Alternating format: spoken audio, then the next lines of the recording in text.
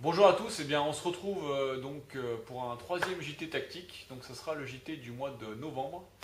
On est déjà en décembre, j'ai pris un petit peu de retard, mais voilà, j'ai beaucoup de choses à vous présenter. Alors, je vous donne juste une info, je reviens sur ce que je vous avais présenté et je vous invite à aller voir ma revue si vous ne l'avez pas déjà vue sur le Rips Pack, le front pack de chez Rips Pack, pardon.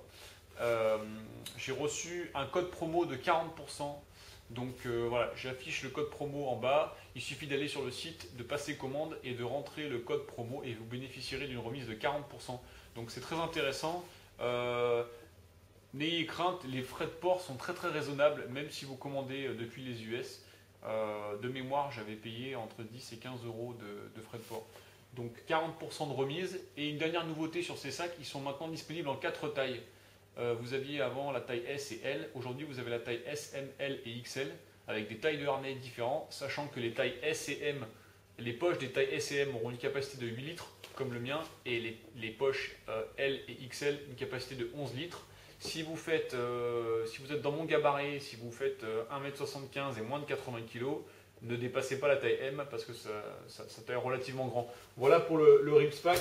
Une info bien sympa avant les fêtes de Noël. Ensuite, je vous parle maintenant je fais un petit retour rapide sur le GSO 5.1 de chez Survive Knife. Voilà, je l'ai testé durant ma dernière sortie. Malheureusement, les conditions étaient vraiment très très dégradées. Beaucoup de vent, beaucoup de pluie. Donc j'ai très peu de photos et de vidéos exploitables pour vous faire une revue. Donc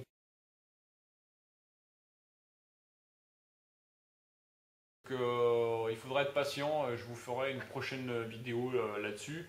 Ceci dit, les premières impressions sont excellentes, hein. L'acier est toujours exceptionnel. Le tranchant et rasoir, c'est vraiment que du bon. Euh, voilà, ça c'était pour le JSO5. Ensuite, je voulais vous parler de quelque chose dont j'ai rarement parlé, mais qui concerne la partie hydratation et filtration. Donc, je vais vous parler de mes systèmes d'hydratation, ou plutôt de filtration. Donc je vous les présente rapidement par ordre croissant d'importance. Donc il y a le Hiker Pro de chez Katadyn, qui est un filtre assez intéressant. La cartouche a une capacité de 1000 litres et c'est quelque chose que je vais emporter avec moi pour les sorties longues. Donc vous pouvez le voir, c'est quand même assez volumineux. Il y a une sonde, il y a une pompe, voilà. Je ne vais pas le sortir, mais je pense que la plupart d'entre vous, vous savez à quoi ça ressemble. Ensuite, j'utilise attaché directement à mon camelback le Aquamira Frontier Pro. Et enfin, dans une solution plus de dépannage qui est dans mon EDC+, c'est la paille filtrante Aquamira. Voilà. Pourquoi je vous parle de ça? Parce que c'est ce que j'utilisais jusqu'à présent et que j'utilise encore comme système de filtration, mais dernièrement, j'ai découvert un produit que j'ai trouvé extrêmement intéressant et que j'ai voulu tester. Ça vient toujours des US, c'est de la marque Sawyer. Alors, il y a plusieurs filtres qui existent. Celui-ci, c'est le Sawyer Mini. Pour vous donner une info, ça vaut dans les 25 euros, donc c'est très très raisonnable en termes de prix.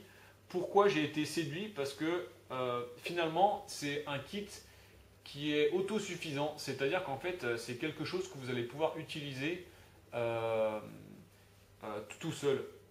C'est un kit complet. Je vais vous expliquer pourquoi je vous dis ça.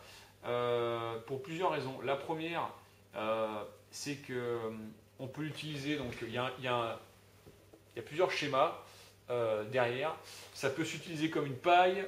On peut filtrer directement dans une bouteille. On peut visser le filtre sur une bouteille plastique standard et on peut également l'adapter sur le tuyau d'un camelback. Donc c'est très très intéressant. Et la particularité, et c'est ce qui fait ce produit assez intéressant, c'est que la puissance de filtration est donnée pour 0,1 micron avec une capacité de filtration de 100 000 gallons. Donc un gallon, je crois que ça fait pratiquement 4 litres. Donc ça veut dire que vous avez une capacité de filtration de 25 000 litres, alors qu'avec ça, on a une capacité de 1000 litres. Alors, bon, on va pas comparer les deux, mais c'est quand même assez intéressant. Alors, je vous ouvre le sachet pour que le blister pour que vous puissiez comprendre. Donc le kit est comme ça.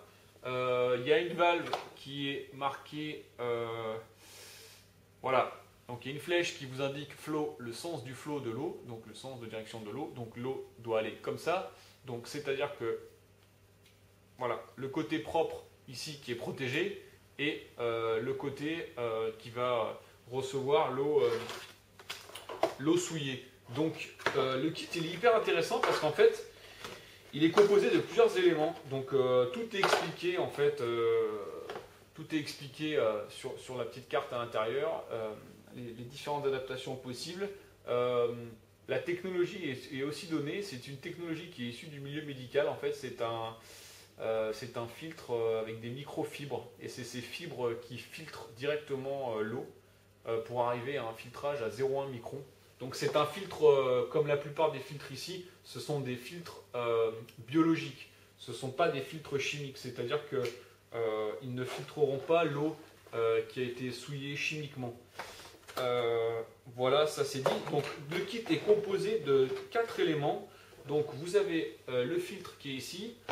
Vous avez livré avec une bouteille en plastique et c'est ça que j'ai trouvé vraiment génial. C'est pour ça que je vous dis que ce kit était vraiment autosuffisant, il était vraiment complet. Donc vous avez une bouteille qui fait pratiquement 1 litre. Ça ressemble un petit peu à des trucs de chez Plafitus. Donc voilà. Qu'est-ce qu'on peut faire? Alors soit on peut remplir la bouteille d'eau souillée et installer la paille sur le filtre, insérer le filtre à l'intérieur et boire directement. Soit si on veut récolter de l'eau propre, on peut, dans la mesure où on a un deuxième contenant, on peut visser le filtre dessus et presser l'eau, par exemple dans une bouteille Nalgene. Voilà, vous remplissez d'eau souillée et vous remplissez votre bouteille Nalgene comme ça. Alors c'est un peu plus long qu'avec un système avec pompe, mais c'est quand même très très intéressant. Et ce qui est, je trouve, super sympa, c'est que c'est livré avec une seringue.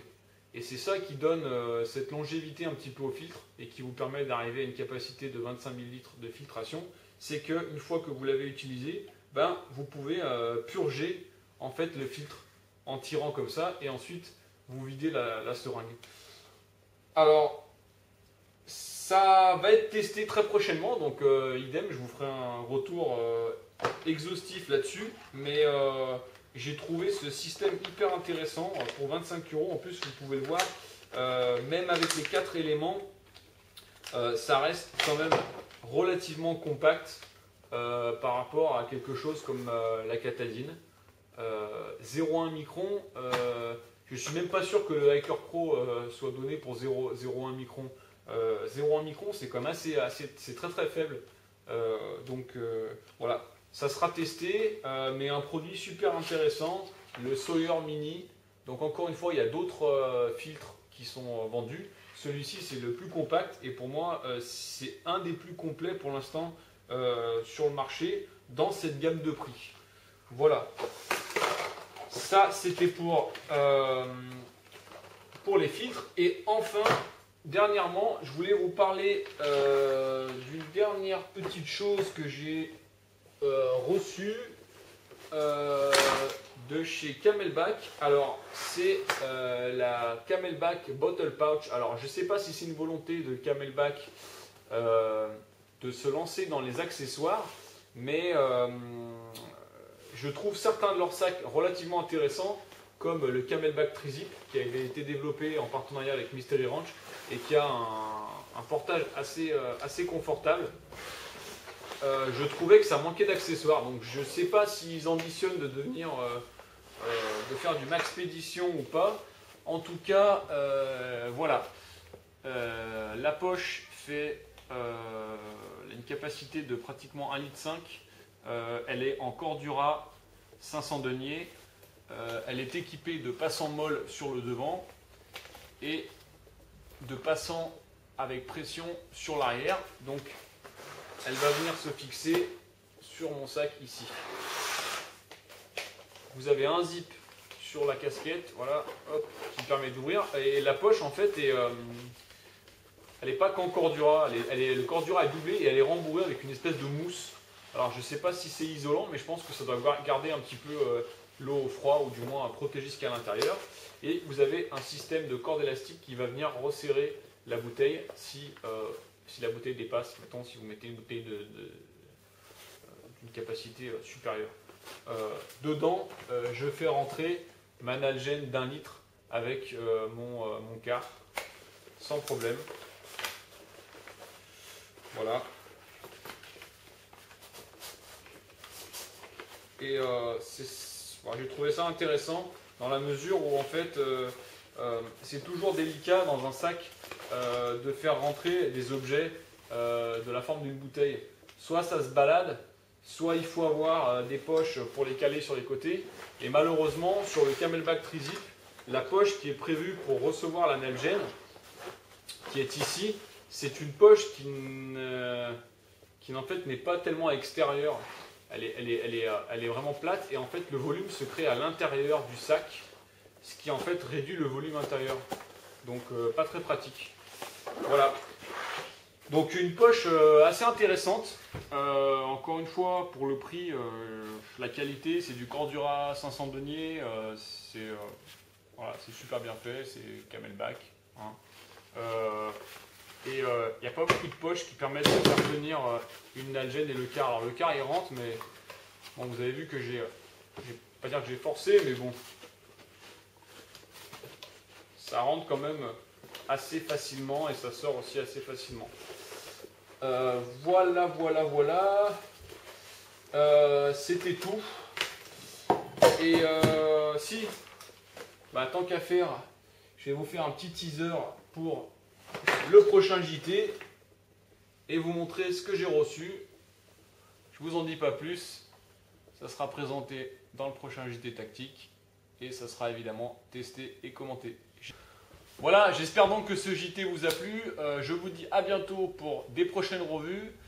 En attendant, passez de bonnes fêtes et évidemment n'hésitez pas à me laisser vos commentaires et vos questions. À bientôt, ciao.